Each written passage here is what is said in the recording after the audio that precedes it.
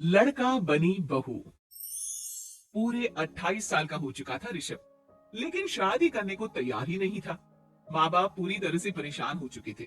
जब भी किसी लड़की का रिश्ता ऋषभ के लिए लेकर आते तो वो शादी करने से साफ मना कर देता, चाहे लड़की कितनी भी सुंदर, कितनी भी अच्छी क्यों ना हो। ऋषभ के माँ बाप को इसकी वजह समझ में नहीं आ रही थी। अरे ऋषभ बेटा, अच्छी खासी नौकरी लग गई है, दिखता भी इतना अच्छा है। आखिर बात क्या है, तुझे शादी क्यों नहीं करनी?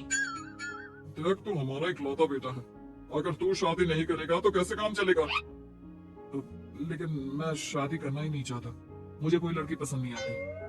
अरे बेटा, अगर कोई लड़की तुझे पसंद हो तो उससे शादी कर ले, हमें कोई एतराज नहीं है। हाँ ऋषभ बेटा, अब देख, तेरी माँ से भी काम नहीं होता। घर में एक बहू आ जाएगी तो कम से कम घर का माहौल भी अच्छा होगा और तेरी माँ को मदद भी मिल जाएगी। लेकिन मम्मी पापा कहा ना, मुझे लड़कियां पसंद ही नहीं आती। अरे लड़कियां पसंद नहीं आती तो क्या लड़का पसंद आता है? वो तो वक्त आने पर ही पता चलेगा। ऋषभ की बात सुनकर उसके माँ और पापा का सर चकरा जाता है। कुछ दिनों के लिए ऋषभ अपने ऑफिस के काम से शहर से बाहर जाता है और जब लौट कर आता है तो सामने का नजारा देखकर उसके माँ पापा बेहोश होते होते रह जाते हैं। अरे ये क्या, ये तुम्हारे साथ कौन है? माँ, ये दीपक है, मेरी पत्नी। हम दोनों ने शादी कर ली है। दीपक तुम्हारी पत्नी कैसे हो सकता है? अरे दीपिका होती तो बात समझ में भी आती। ये तो लड़का है। तो क्या हुआ पापा, आजकल तो ये सब फैशन में है और मैंने आपको बताया था कि मुझे लड़कियां पसंद नहीं आती। अरे तो इसका मतलब ये थोड़ी है कि तुम दीपक को दीपिका बनाकर ले आओगे। मुझे बहू चाहिए, बहू के रूप में, ये आदमी नहीं। लेकिन मम्मी जी, मैं आपकी बेटी से बहुत प्यार करती हूँ, मेरा मतलब करता हूँ। अरे इसको तो करती हूँ का अंतर भी नहीं पता। लेकर जाए इसे वापस। अगर आपने इसे घर से बाहर निकाला पापा तो मैं भी इसी के साथ चला जाऊंगा। मैं ऋषभ के बिना जी नहीं सकती, मेरा मतलब जी नहीं सकता। हमारा जिंदगी भर का साथ है, प्लीज हमें अलग मत कीजिए मम्मी जी, पापा जी। हे भगवान, ये तूने क्या दिन दिखाया। मेरे बेटे को थोड़ी अकल दे दे, लड़के को बहू बनाकर घर में ले आया है। अब क्या होगा, हम दुनिया को क्या मुंह दिखाएंगे? माँ, बेकार में परेशान हो रही हो। दीपक आपके सारे काम करेगी और एक अच्छी बहू की तरह आपके साथ रहेगी, देखना। पहले तो खुद तो क्लियर कर ले कि ये कुछ करेगा या करेगी। बाद में हम सोचते हैं कि हम क्या करें। बहू के आने के बाद क्या करते हैं, मुंह दिखाई की रस्म, तो आप भी वही कर लीजिए। आप चाहे तो मैं पूरे मोहल्ले में न्योता दे आती हूँ। अरे रहने दे, तेरी वजह से बेइज्जती और ज्यादा होगी। आई बड़ी, अब मेरा मतलब है आया बड़ा न्योता देने वाला। अगले दिन सुबह के वक्त दीपक बड़ी नजाकत से चलता हुआ सबके लिए चाय बनाकर सुबह सुबह बालकनी में आ जाता है। प्रणाम मम्मी जी, प्रणाम पापा जी। ये देखिए, चाय बिल्कुल आपकी पसंद की है। मुझे ऋषभ ने सब कुछ बता दिया था कि आपको क्या क्या पसंद है। हे भगवान, ये सब क्या हो रहा है? ये क्या नौटंकी है? नौटंकी कहाँ है? माँ देखिए तो, मेरा दीपक आपका कितना ख्याल रख रहा है। लाओ, अब जो भी है जैसी भी है, चाय पियेंगे ही सही। थोड़ी देर के बाद, वैसे दीपक, चाय तो तुमने बहुत अच्छी बनाई है। चलो कुछ तो अच्छा हुआ। अगले दिन, अजी सुनते हैं, आज पैरों में बड़ा दर्द हो रहा है। लग रहा है घुटनों में फिर से कुछ न कुछ प्रॉब्लम हो रही है।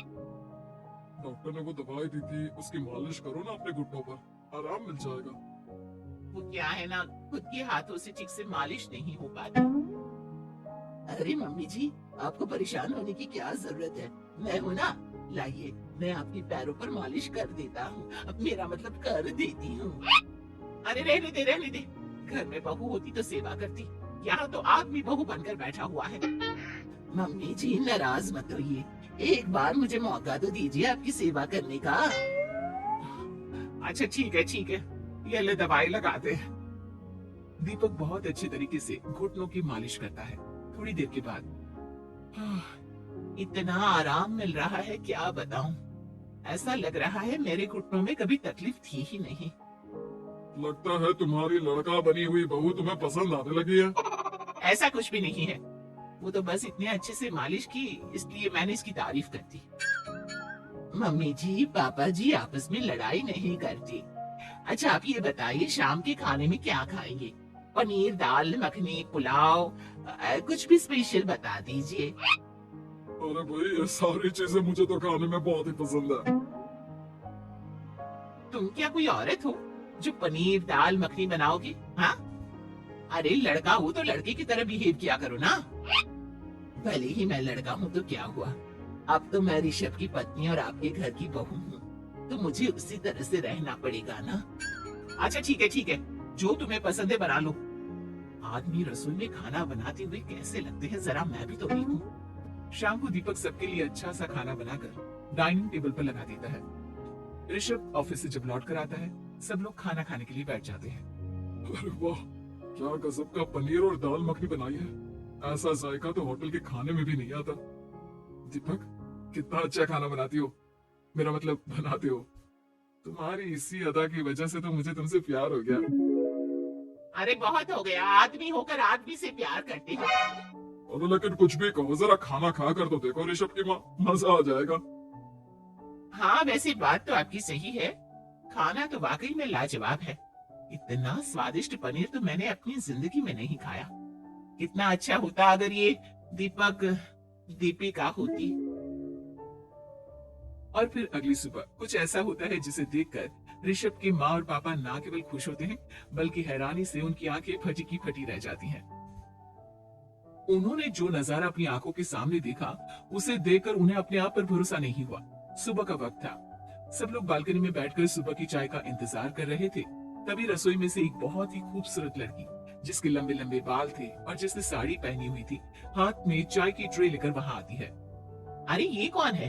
रातों रात हमारा लड़का लड़की बहू बन गया क्या? मुझे लगता है कोई सपना देख रहा है। इतनी सुंदर बहू तो हमने सपने में भी नहीं देखी। देखा माँ, जादू हो गया जादू। अरे लेकिन ये है कौन? तुम्हारा वो आदमी वाला पत्नी कहाँ चला गया? आपने मुझे पहचाना नहीं? मैं दीपक नहीं दीपिका हूँ।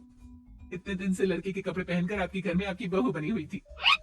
माँ ये दीपक नहीं, दरअसल ये दीपिका थी। लेकिन इसे लड़कों की तरह रहने का शौक था और इसे लड़की की तरह रहना मंजूर नहीं था, इसलिए मैं इसे लड़के के रूप में आपकी बहू बनाकर यहाँ ले आया। तो फिर अचानक ये उसका हृदय परिवर्तन और रूप परिवर्तन कैसे हो गया? वो क्या है ना, मुझे बाद में एहसास हुआ कि आप लोग इस बात को लेकर बहुत दुखी हैं कि आपकी बेटी ने एक लड़की के साथ शादी की है, इसलिए मैं अपने असली रूप में वापस आ गई। हमने कोई पुण्य कर्म किए होंगे जो तुम्हारी जैसा, मेरा मतलब तुम्हारे जैसी बहू मिली, इतनी खूबसूरत और इतना ख्याल रखने वाली। भला हो भगवान का कि हमें लड़की बहू मिली है, लड़का बहू नहीं।